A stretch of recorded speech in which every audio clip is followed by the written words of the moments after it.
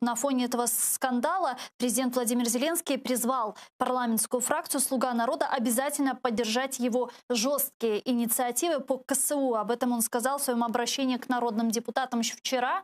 Давайте его послушаем.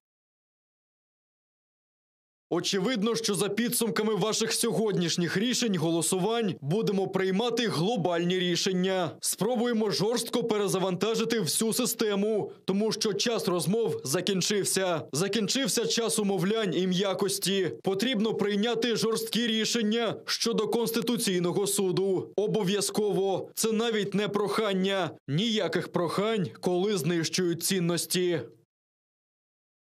Член Конституционного суда Украины Игорь Слиденко заявил, что президент Владимир Зеленский открыто призывал народных депутатов от «Слуги народа» к свержению государственного строя.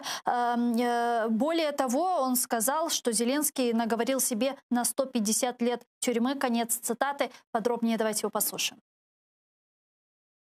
Хіба ви самі не бачите, що відбувається? Ви що, не бачите, що президент сказав у цьому аудіозаписі? Президент вголос закликав депутатів до повалення державного ладу. Це вже не вигадки РНБО, що Конституційний суд зазіхав на державний лад. Чим зазіхав? Що Конституційний суд скасував 366 статтю Кримінального кодексу та сказав, що її треба вдосконалити? Це навіть коментувати незручно.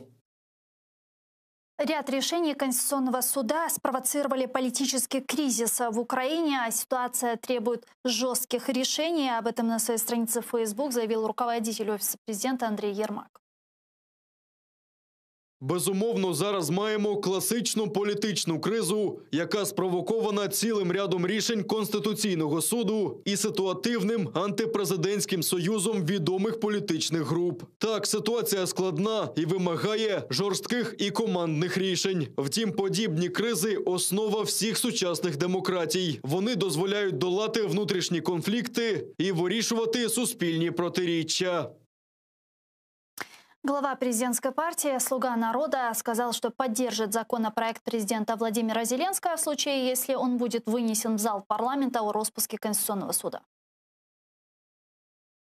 Я підтримую президента і законопроект президента. Буду голосувати за нього, якщо він буде в залі. Також, мабуть, буду підтримувати інші законопроекти, які спрямовані на повернення антикорупції, всієї нашої системи антикорупційних органів і паралельно, які спрямовані на, скажімо так, дисциплінаризацію Конституційного суду. Найвищий рівень дисциплінаризації – це те, що запропонував президент. Просто їх розігнати. Інший варіант – це збільшення кворуму для повноважності до 17 людей. Цей законопроект вже на підписі в депутатів. Я його автор разом із паном Юрчишиним із «Голосу» і з колегами з інших фракцій.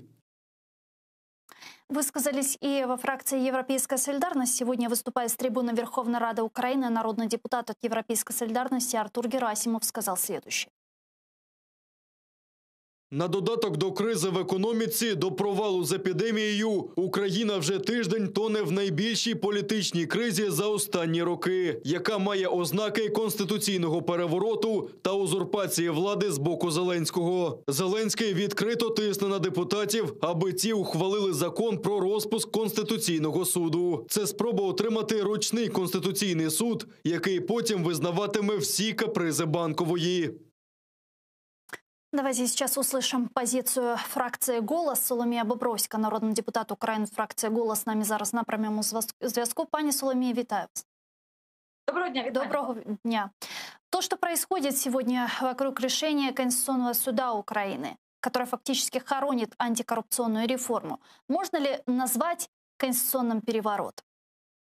Я вважаю, що насправді законопроект, який поданий президентом Зеленським, хоронить Конституційний суд України, який насправді лежить в підвалинах, фундаментах держави і пильнує за тим, як основний, найважливіший суспільний договір був складений в державі і як він працює. Тому, чесно кажучи, я все ж таки прихильниця того, що, безперечно, кримінальні справи ми не повернемо і треба починати всю роботу величезно заново робити, особливо по порушенню кримінальних справ за чи неправильне декларування, чи за якісь от нюанси порушення антикорупційного законодавства. Але вважаю, що набагато страшніше момент, коли ми ми ставимо під сумнів діяльність, легітимність Конституційного суду. І справді вважаю, що президент в такому разі перевищує свої повноваження, і особливо той тон, який він застосував до своєї фракції, і ультимативний, він ні до чого доброго не приводить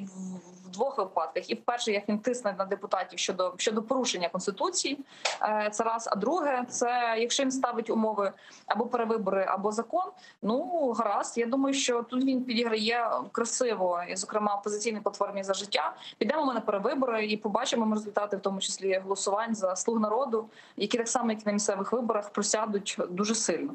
Тому, а в якому случае можуть состояться перевибори? Перевибори можуть відбутися тоді, коли, наприклад, не буде існувати, як в Конституції написано, коаліція. У нас коаліції вперше немає. У нас є монобільшість з ознаками, яка має форму коаліції. Якщо все ж таки в «Слуга народу» фракції або будуть виключені депутати, або не вийдуть з більшості і в монобільшості, відповідно голосів не буде набиратися на той чи інший законопроект, чи на уряд, відставку, чи на новий уряд. Це буде підставою формально для розпуску парламенту. Вы не поддерживаете законопроект президента Владимира Зеленского, который предполагает распуск Конституционного суда Украины. А как быть? Можно ли разрешить сегодняшний кризис каким-то способом, при этом не нарушая Конституцию Украины? У нас насправді теж, зокрема, в фракції йдуть дискусії про доцільність прийняття цього закону президентського. Проте, все ж таки, я особисто відношуся до тої частини, яка наполягає краще вже на прийнятті законопроекту, який пропонує спікер пан Разумков, про відновлення наразі антикорупційного законодавства, реєстрацію законопроекту і вступу його дії після голосування в цілому.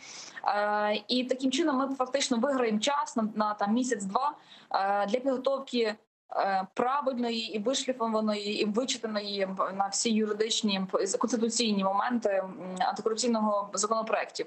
Це перше. І друге, сьогодні ми разом, мабуть, біля 300 депутатів підписали звернення до суддів Конституційного суду з проханням написати заяви і піти у відставку. Я вважаю, що такий би крок від суддів фактично би згладив повністю всю напругу і конфлікт і в суспільстві, і між трьома гілками влади, які відбулися за останні 2 дні. Ну, в ответ на то, что сегодня вот проукраинские силы парламента призвали судей КСУ уйти в отставку, глава КСУ сказал, что перезагрузка КСУ может привести к угрозам, связанным с территориальной целостности нашей страны.